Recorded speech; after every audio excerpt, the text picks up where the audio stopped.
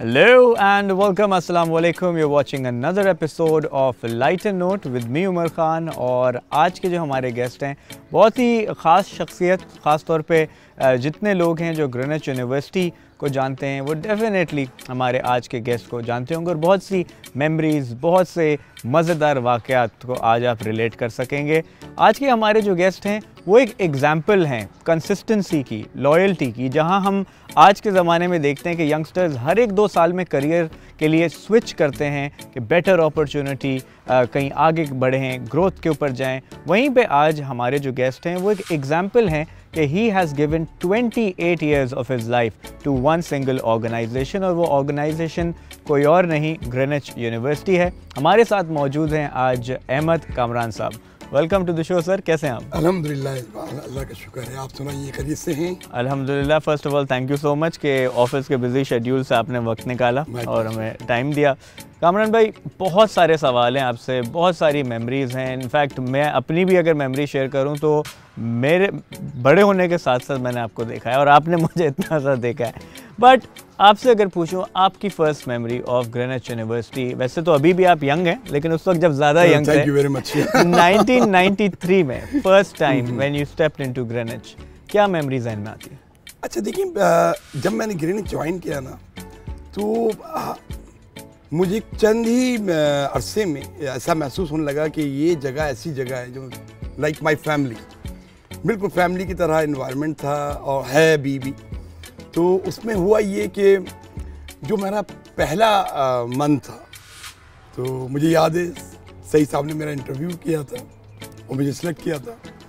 तो उसमें जो सबसे अच्छी चीज़ मुझे लगी वो हुआ ये कि उसी साल बोनस भी दिया गया, और हालांकि मेरा पहला महीना था और मैं डिज़र्व नहीं करता, सच्ची बात है, लेकिन इनकी मेहरबानी थी बड़ा कि उन्होंने मुझे भी उसमें रख लिया और मुझे पहले ही सैलरी में मुझे बोनस भी दिया गया। आई स्टिल रिमेंबर, और वो फीलिंग्स, वो खुशी और वो चीज़ें मैं बयान नहीं कर सकता। क्या बात है, बिल्कुल। ख़ास तौर पे कामरान भाई, आपने 4 डिफरेंट डेकेड्स देखे हैं ग्रीनिच पे, 90s से लेके 2000 देन 2010 और अब 2020s में हम आगे दाखिल हो चुके हैं। क्या चेंजेस देखे इन डेकेड्स में, इन जनरेशन्स में, क्योंकि आपने फर्स्ट वेरी इनिशियल स्टेज से लेके अब तक ग्रीनिच की पूरी ग्रोथ अपनी आंखों से देखी है। बिल्कुल। So how would you summarize that? देखिए, इनिशियली तो जब मैंने ज्वाइन किया था, we had an affiliation with South Eastern University Washington DC जी। तो उसके साथ हमारे जो स्टूडेंट आया करते थे, बहरहाल वो वक्त के साथ साथ मैंने ये चीज़ जो नोटिस की वो स्टूडेंट की क्वालिटी की बात है कि वो कम होती चली गई। मतलब उनमें वो पोटेंशियल, उनमें वो चीज़ें, उन पे तो वो चीज़ें नहीं था कि जो पढ़ाई का एक वो था, एक चीज़ थी, वो चीज़ ख़त्म होती गई। अब इसकी बहुत सी रीजंस हैं, लेकिन उस ज़माने में जो स्टूडेंट हमारे पास आते आज बहुत अच्छी जगह प्लेस कर रहे हैं। अब छोटी सी मिसाल आप उनके ले लें, देखिए उस ज़माने में हमारा दीपक परवानी, आज उसका नाम दुनिया जानती है, उसके आयशा हैं, उनका नाम दुनिया जानती है, प्रोड्यूसर हैं वो। उसके अलावा वजाहत रऊफ़ है, वो माशाल्लाह आप देखें आप कि कहाँ प्लेस कर रहे हैं, वो अपनी फिल्में बना रहे हैं, चीज़ें कर रहे हैं, तो दुनिया जानती है उनको। इसी तरह अगर ARY पे आ जाइए तो हमारे जगजीत सीजा हैं, वो भी हमारे स्टूडेंट। तो आदाद स्टूडेंट ऐसे हैं कि जो कि माशाल्लाह जिन्होंने अपनी एक पोजीशन बनाई हुई है, और वो वही तालीम और वही एजुकेशन थी जिसकी वजह से आज वो इतना इनास कर गए। एब्सोल्युटली। और ख़ास तौर पे अगर ये बात करें कि Greenwich university was the first private university है इन कराची, और एक अलग ही टाइम था, ख़ास तौर पे 90s में। If you are part of Greenwich तो एक बहुत बड़ी बात समझती जाती थी, और आज भी बहुत एक रेप्यूटेड हमारी माशाल्लाह यूनिवर्सिटी है। सर, एक चीज़ आपसे पूछूंगा, आपने 90s के टाइम में जो स्टूडेंट्स देखे, अब उनके बच्चे एज स्टूडेंट बन के आ रहे हैं, तो क्या फीलिंग होती है कि जो आपके स्टूडेंट्स हैं अब उनके बच्चे भी स्टूडेंट बन के आपके पास ही आ रहे हैं? क्या एफिलिएशन है, क्या फीलिंग है? बहुत अच्छा लगता है, और यकीन करें कि वो हमारी ख्वाहिश यही होती है कि जिस तरह उनके पेरेंट्स, उनके माँ बाप जो ग्रीनिच से यहाँ पढ़े हुए हैं, तो वो जिस तरह अपनी पोजीशन लिए हुए हैं, आज बहुत अच्छी पोजीशन पे हैं, कोई CEO लगा हुआ है, कोई अपना बिजनेस में आगे है, तो चाहते यही कि वो बच्चे भी वो चीज़ें सीखें। अच्छा, अल्हम्दुलिल्लाह, मैं यहाँ पर आपने पूछा तो एक चीज़ मैं आपको बताता हूँ उमर, कि ग्रीनिच की एक बहुत अच्छी चीज़ है जो मुझे हमेशा से अच्छी लगती है।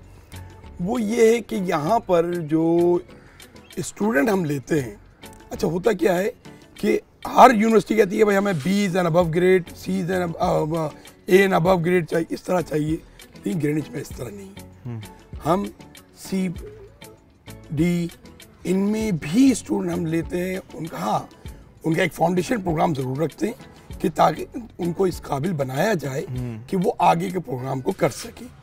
तो रेगुलर करने से पहले हम उनको एक सेमेस्टर देते हैं और उसके अंदर उनके एलिमेंट्री कोर्सेज होते हैं, राइट, जो कि उनको पॉलिश करते हैं और फिर वो बच्चे आगे जाके अपना मुकाम बनाते हैं। क्या बात है, क्योंकि ये एक बड़ी अच्छी बात है। क्योंकि देखें आज के ज़माने में कितनी जगह ऐसा होता है एडमिशन नहीं मिलेगा क्योंकि परसेंटेज कम है।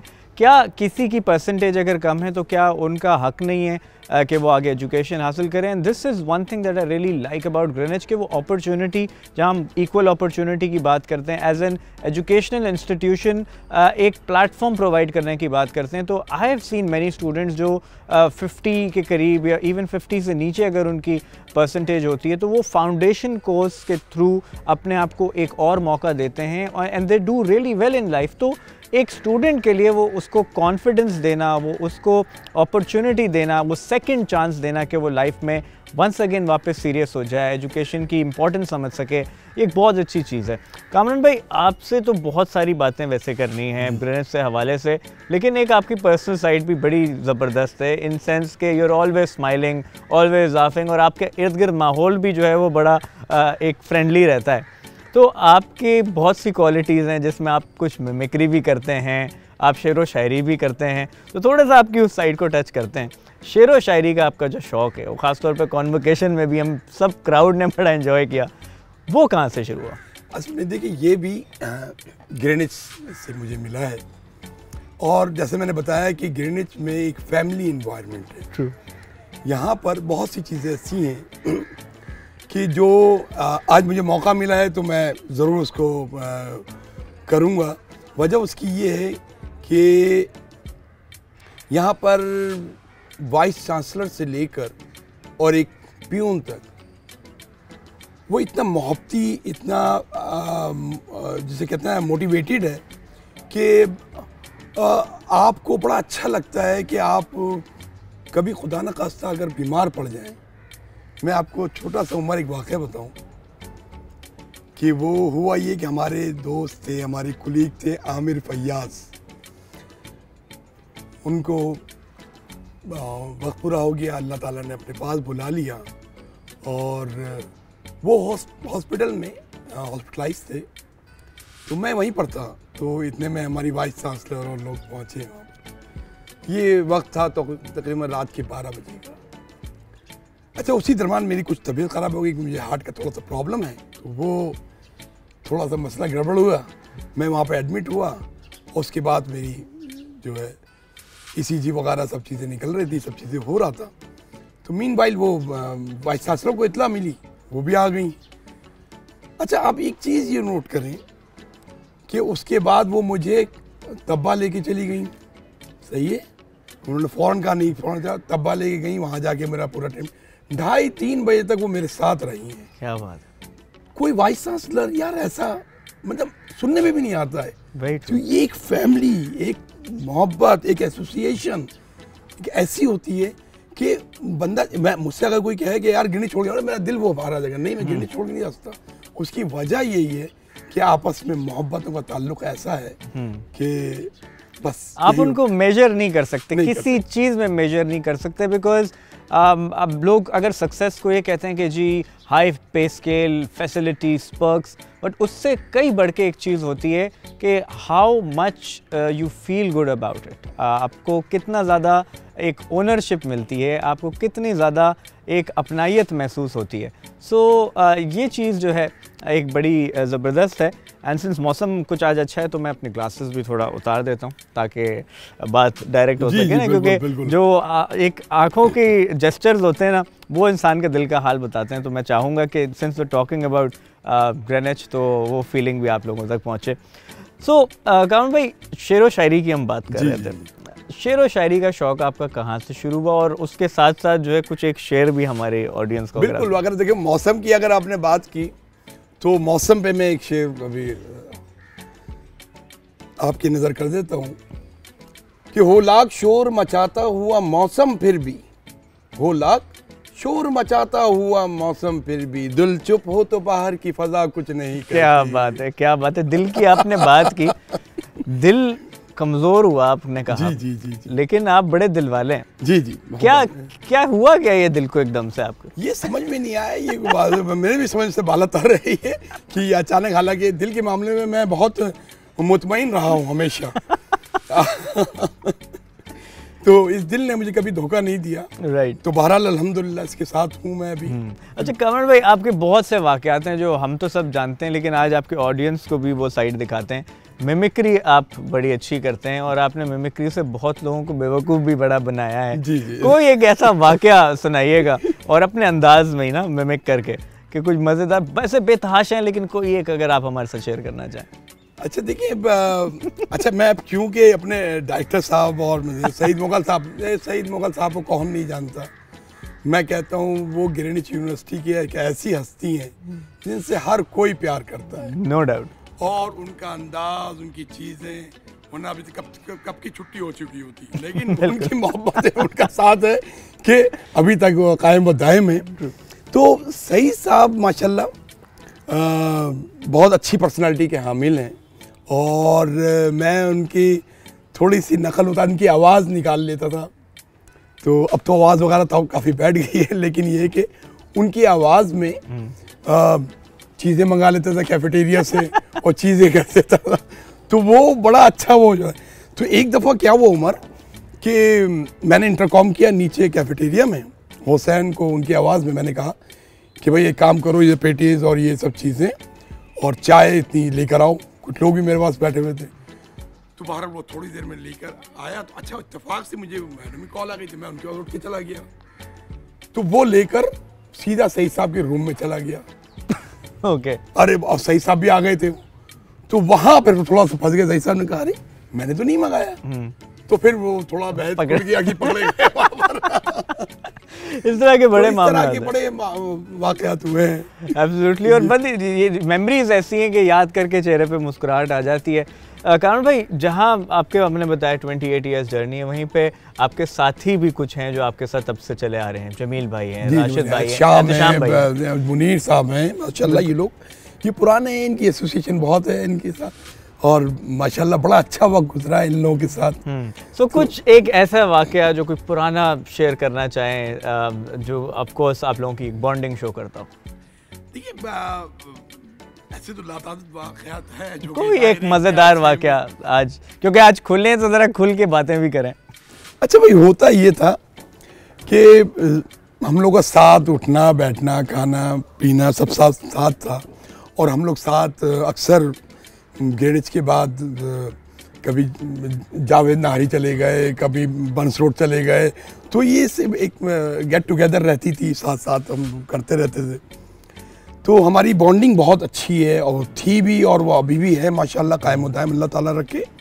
तो उसमें हुआ ये कि हमारे साथ थे मरहूम जिलानी साहब, हमारे कुलीग थे, तो हैदराबाद दक्कन से उनका ताल्लुक़ था माशाल्लाह जी। तो वो अक्सर ना हम लोग से मतलब आगे बातें किया करते थे। तो एक दफ़ा मेरी कॉल आई, एक मेरी एक दोस्त थी, अब ये कहना नहीं चाहिए क्योंकि बेगम भी सुन रही होंगी, लेकिन ये कि बहरहाल चलो, तो वो दोस्ती थी उनसे, बहरहाल उनसे फ़ोन बात कर रहा था मैं, तो ये आ गए और मुझे कॉल आ गई मैडम की। तो मैंने छोड़ के मैंने कहा मेरी बात करा दें। राइट। मैंने कहा चले माशाल्लाह एजेड आदमी है ये वो, मैंने कहा आप बात कर लें। तो उन्होंने कहा बेटा आप क्या हाल है, वो बस मैंने इतना ही सुना, मैं चला गया। मैं तकरीबन 10-15 मिनट बाद मैडम के पास से वापस आया हूँ, तो देखा ये बात कर रहे हैं। मैंने कहा भाई चचा क्या कर रहे हैं ये? तो उन्होंने कहा नहीं मेरी बेटी है, और ये भी हैदराबाद से है। अच्छा मुझे नहीं पता था कि वो हैदराबाद से। अच्छा आपको इतने टाइम में दोस्ती की नहीं पता चला? उन्होंने 10 मिनट सालों पे मोहित थी मेरी, उन्होंने 10 मिनट में आपके साथ एक्सप्लोर बता दिया और महल्ला सब पता कर लिया उन्होंने। तो मैंने कहा आपने कहा क्या, कहना मैंने कहा है इस लड़के, बाद में दोस्त फोन आया, कहने कैसी बात कर रहे थे, कह रहे थे मैं आपकी शादी करा दूंगा इनसे और ये कर दूंगा, बहुत अच्छा लड़का है ये वो। मैंने कहा अरे ये तो मरवाने वाले ऊपर काम कर रहे। तो मैंने फिर किया ये मैंने शाम भाई को बताया ये बात। शाम ने कहा यार इसका कोई इलाज होना चाहिए। मैंने कहा बिल्कुल होना चाहिए। तो इनके घर फ़ोन किया, इनकी वाइफ से मैंने फ़ोन कर बात की और मैंने कहा भाई मैं सना मैरिज ब्यूरो से बात कर रहा हूँ, वो जिलानी साहब ने जो तस्वीर जो दी है वो बहुत पुरानी है, तो काइंडली उनसे तो कहें कि दूसरी तस्वीर दे और 1000 उनको और देने जो रिमेनिंग है अमाउंट है। वो कह रही भाई, मैं तो उनकी वाइफ कह रहे हैं अरे आप भाई बात कर रही हैं, मैं तो समझ रहा हूँ खुदा न खास्ता हो कि उन्होंने तो कहा था कि आप, कह रहे नहीं मैं हयात हूँ और मेरे बच्चे हैं और बड़े हैं और ये बड़ा, उन्होंने कहा आप नहीं कीजिएगा। मैंने कहा भाई अपने तौर पे आप संभालें, हम तो हमारा तो काम ये राइट। ये कह के मैंने बस फ़ोन रख दिया। रात में वो घर पहुंचे हैं और फिर जो आधा खानदान उनके घर जमा था और फिर महल्ले वाले जमा थे और वो जो काम हुआ है उनका, तो वो दूसरे, तो उसी दिन वो रात में 2:30 बजे, मैं आपको एक चीज़ ये बता रहा हूँ, देखो यहाँ पर कौन किसको कितना जानता है। ये रात में 2:30 बजे अपने वाइफ के साथ पहुंच गए वहाँ पर। अच्छा मैंने क्या किया, मैंने कहा यार तो बड़ा केस ख़राब हो जाएगा। मैंने फ़ोन किया इनको, मैंने कहा कि भाई वो जिलानी साहब से बात करनी, नहीं जिलानी साहब ने इस तरह की हरकत की है, उनकी वाइफ शुरू हो गई। मैंने कहा नहीं देखिए मैं शाम बात कर रहा हूँ, मैंने अपना नाम नहीं लिया, मैंने कहा मैं शाम बात कर रहा हूँ और मैंने ये किया था, मैंने ही आपसे ये बात की थी, मैंने ये किया था। मैंने कहा कहानी ख़राब हो गई है तो उन्होंने फिर सही किया, वो कुरान शरीफ भी बीच में आ गया और ये भी हो गया था।